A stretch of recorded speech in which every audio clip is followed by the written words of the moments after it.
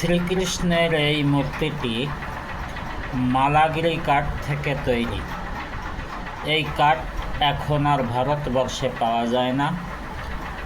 নদীর থেকে ভেসে ভেসে গাছের কিছু শিকড় আসে, তার থেকে তৈরি। এই কাঠ 1 কেজির দাম 10,000 টাকা।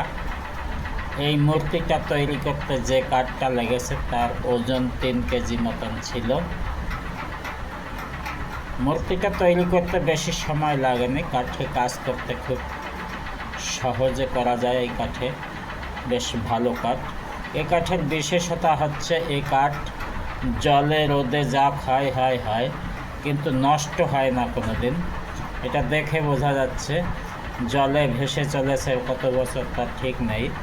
ইংরেজরা যখন চলে যায় তখন এই সমস্ত জঙ্গলের কাঠ কেটে নিয়ে চলে যায়। এখন শুধু নিজের শিকড়ে কিছু কাঠ মাটির তলে আছে, তাও ফরেস্ট ডিপার্টমেন্টের হাতে রয়েছে। সাধারণ মানুষকে সেখানে যেতে দেওয়া হয় না।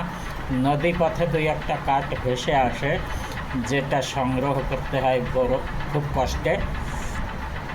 এই মূর্তিটা তৈরি করতে আমার 24 ঘন্টা মতন সময় লেগেছে। মূর্তিটি হাইট 15 ইঞ্চি মতন দেখতে পাচ্ছেন।